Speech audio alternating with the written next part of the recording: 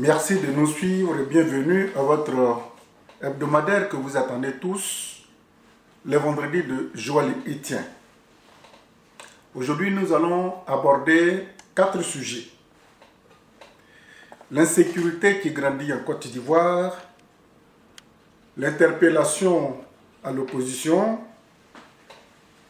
et puis à quoi servent les organisations internationales.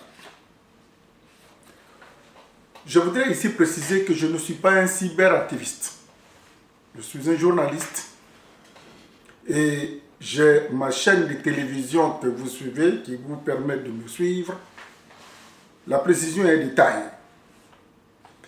Ma chaîne de télévision c'est businessactuality.com. Je dis bien businessactuality.com. Il faudrait que ça soit clair. Je ne suis pas un cyberactiviste, même si je me sers des réseaux sociaux pour faire passer mes différents messages et analyses. Revenons à notre sujet du jour. L'insécurité en Côte d'Ivoire. Oui, l'insécurité est inquiétante en ce moment en Côte d'Ivoire, notamment à Abidjan. Revenons un peu sur les conflits intercommunautaires. Béoumi est passé par là.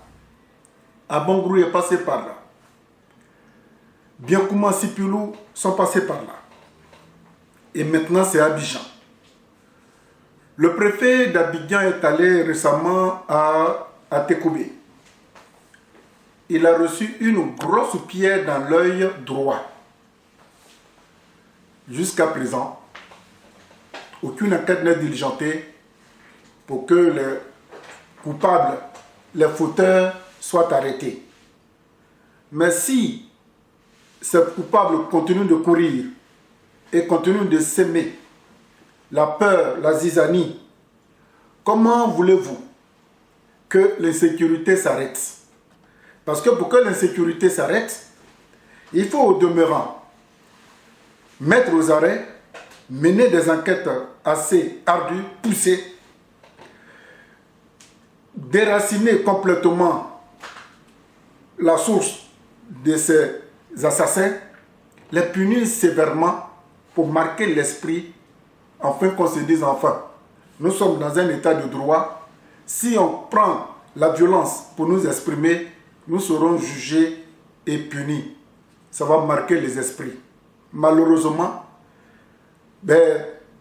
tous ces crimes sont impunis et les assassins continuent de courir les rues d'Abidjan, c'est ma crime, viol. Au niveau des grandes villes, l'information nous parvient. Mais je vois et j'imagine le calvaire que vivent, si l'on vivent, nos parents qui sont dans les lointaines contrées et qui n'ont pas accès non seulement aux réseaux sociaux et n'ont pas accès aussi aux médias. Alors, si on ne punit pas les assassins, on favorise, n'est-ce pas, les crimes les plus odieux en Côte d'Ivoire. Récemment, un chantre a eu sa tête coupée. On dit que c'est son pasteur. Jusque-là, nous n'avons rien reçu comme information au niveau de l'avancée de l'enquête. Le petit Samba a été tué. Le petit Samba, tout le monde se rappelle, celui qui était le responsable du renouveau, a été tué à Abidjan. Ça fait plus de 5 mois. Jusque-là, rien ne nous est parvenu comme enquête diligentée pour mettre la main sur les assassins qui continuent de courir. Alors, ne nous étonnez pas qu'il y ait l'insécurité qui grandit à Abidjan. Le préfet en a fait les frais. En deuxièmement, c'est un problème assez sérieux. Nous voulons interpeller l'opposition ivoirienne. Nous lisons, nous voyons, nous attendons des QG de campagne. 2020, c'est bouclé. Oui, le PDCI va gagner les élections en 2020. Oui, Bleu Goudé, que je salue au passage, même si le canal sur lequel il est passé pour faire passer son message, je doute fort, mais il a eu le courage de dire un certain nombre de choses qui créent d'ailleurs la polémique sur la toile. Donc des QG des campagnes sont en train de former. Mais écoutez, nous allons où en Côte d'Ivoire? Qui peut gagner une élection dans cette Côte d'Ivoire aussi tribalisée? L'armée est tribalisée. Quand on parle au pouvoir pour lui dire que la CEI est complètement à sa guise et que ce pouvoir accepte de s'asseoir avec l'opposition, le pouvoir traîne. Et j'ai ouï entendre que le président Ouattara va supprimer la CEI pour confier la gestion des élections au ministère de l'Intérieur. Ce que je voudrais vous faire partager, c'est qu'il y a deux blocs d'Ivoiriens en Côte d'Ivoire. Il y a deux électorats. L'électorat fictif, c'est-à-dire que tous ces étrangers à qui M. Ouattara a naturalisé, qui sont pas moins de 3 millions, ils sont dans les machines. Et puis, l'électorat naturel, les Ivoiriens, dont on refuse d'ouvrir le liste électorale pour que ceux qui sont morts, on les remplace par ceux qui ont plus de 18 ans, depuis 2010, ne sont que peut-être 4 millions. Dans ces 4 millions, plus de 2 millions se retrouvent à l'extérieur ou dans les prisons. Ils ne sont pas encore jugés. Mathématiquement, pour tous ces partis politiques qui croient qu'ils peuvent gagner des élections en Côte d'Ivoire, je dis bien mathématiquement, ces 3 millions d'étrangers que Ouattara a naturalisés pour aller à cette élection, si vous acceptez d'aller à cette élection, dites-vous que l'opinion internationale retiendra le résultat que Ouattara va donner. C'est pour ça. M. Ouattara court pour vider le PDCI-RDA. Mais le PDCI-RDA, ce n'est pas Oussou Jano, ce n'est pas Dioumani, ce n'est pas Dinka. Même le président Bédié, il n'est que le symbole. Mais le vrai PDCI, c'est la base. Et l'électorat du PDCI est très captif. Ça veut dire quoi? Ça veut dire que les Baoulés ne voteront que lorsque leur chef leur donnera la marche à suivre. Donc la défection des Jano, ce n'est que des épiphénomènes. Donc, M. Ouattara, je voudrais par ce message vous dire de convaincre l'opinion internationale que le PDCI, avec tout ce que vous êtes en train de faire, qui est devenu quasiment un mode de gouvernance, le PDCI ne tarira jamais qu'Oussou Jano parte, que Dinka parte, que Charles Dibi parte, que Patrick Kachi parte, peu importe. Prenez qui vous voulez, mais le PDCI reste toujours le PDCI. Et la force de ce parti qui est implanté sur toute l'étendue du territoire, c'est sa base. À bon entendeur, salut. Donc, sous-préfet, préfet, même si Ouattara confie la gestion de ces élections futures, au ministère de l'Intérieur, je dis bravo. Bravo. Alors, tous ceux qui s'agitent pour des guerres de positionnement dans les partis politiques, je vous demande de redescendre. Si vous ne voulez pas être collabo et que vous voulez que, en l'an 2020, la mort évite les Ivoiriens qui, innocemment, sont en train de se battre, vaille que vaille, pour pouvoir vivre par jour, je dis, l'heure n'est pas au rassemblement des QG, mais l'heure est la prise de conscience. Pourquoi?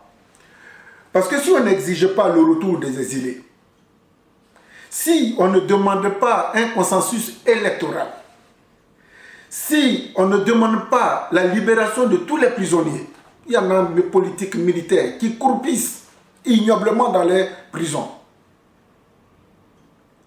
Chers parents, je crie haut et fort, je suis ivoirien, j'ai mal. J'ai tellement mal que je ne sais pas en quoi je dois parler à mes compatriotes ivoiriens.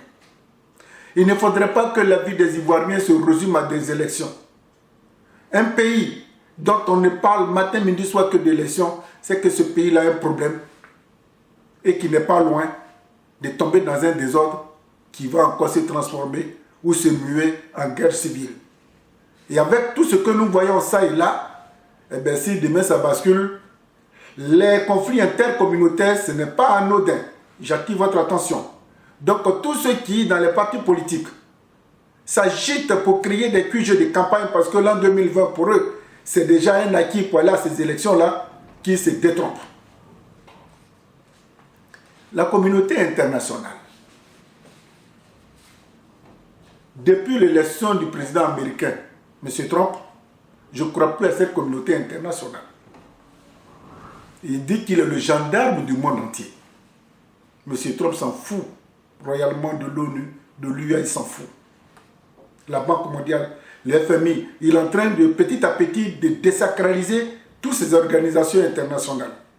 Alors si les Africains n'ont pas compris que c'est du fictif, ce qui me fait mal, je dis bien ce qui me fait mal, c'est notre Union africaine. Elle est où? Elle est où l'Union africaine? Aucun pays africain n'est stable. Du temps du président Houphouët-Boigny, quand des problèmes sérieux comme ça arrivent, ils font tout pour provoquer des sommets entre les chefs d'État africains, pour trouver des résultats, pour trouver des remèdes. Mais depuis quand l'Union africaine, depuis que ça a changé de nom, puisqu'à l'époque c'était l'UA, depuis que ça a changé de nom, dites-moi, quand est-ce que tous les chefs d'État africains se sont réunis pour aborder les problèmes les plus sérieux qui minent l'Afrique, qui retardent l'Afrique? Si vous avez, je suis preneur. Monsieur Ouattara serait-il à bout? Quand on voit tout ça, je dis oui. Monsieur Ouattara est à bout. Il y a des gens que sur les réseaux sociaux, il y a des gens qui ne sont même pas politiques, qui l'indexent. Et puis, les acolytes de M. Ouattara, qui vont tenir des discours dans les mosquées. Quand on entend Patrick Hachi, quand on entend Jeannot Ahoussou, M.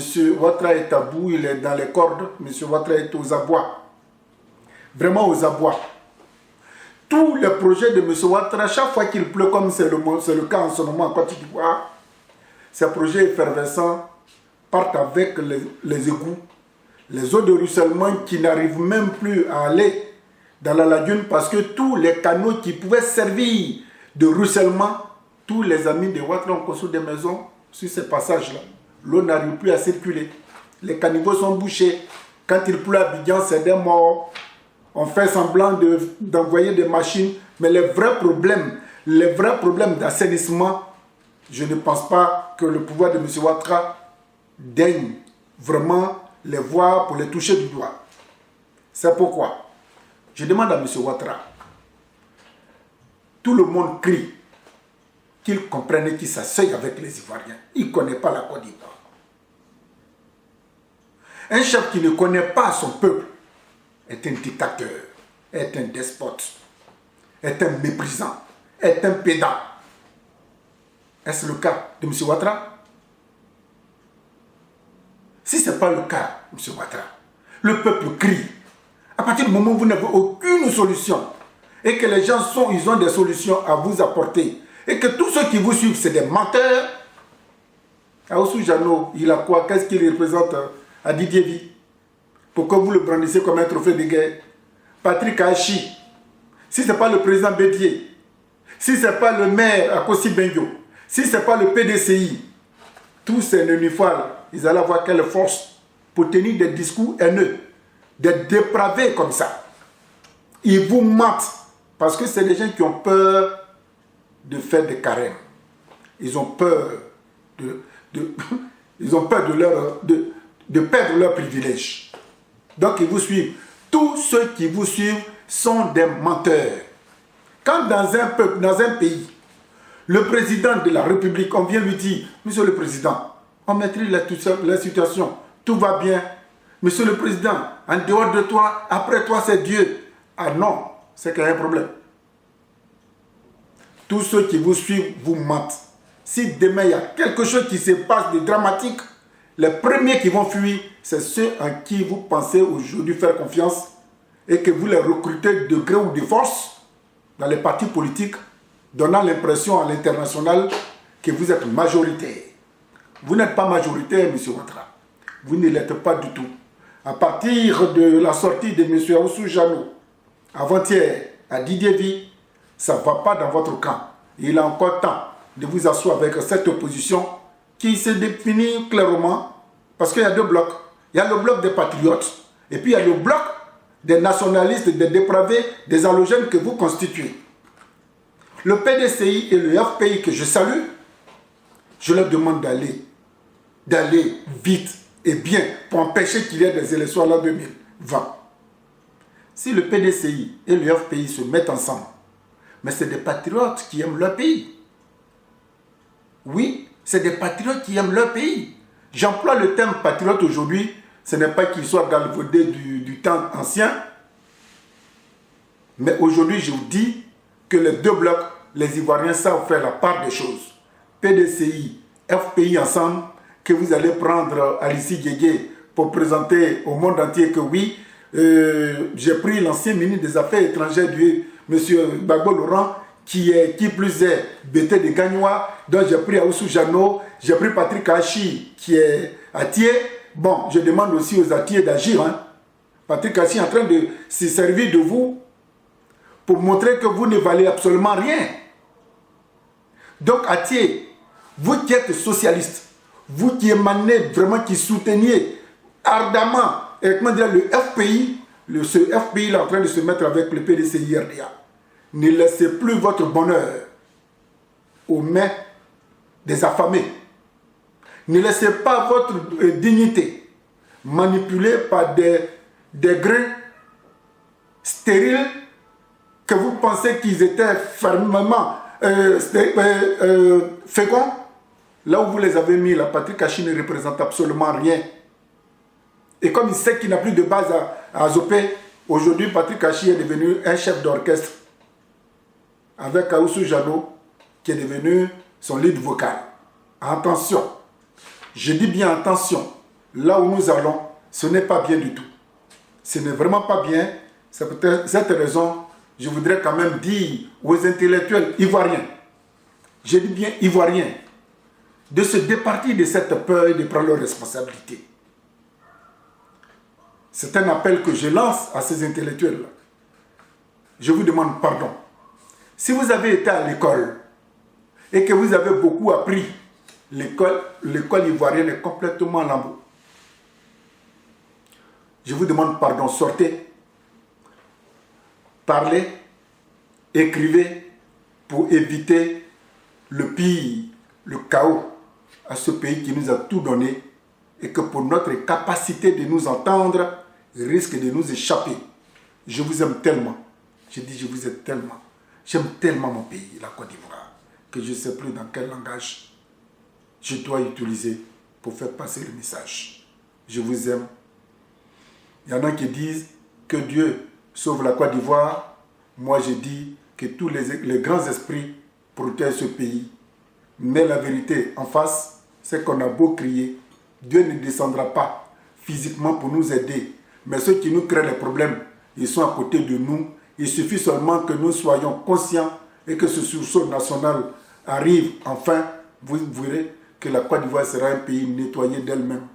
C'est ce moment-là que j'attends pour dire merci à tous ceux qui vont vivre. Parce que beaucoup ne pourront pas voir la fin du film. Dommage. Merci et à très bientôt.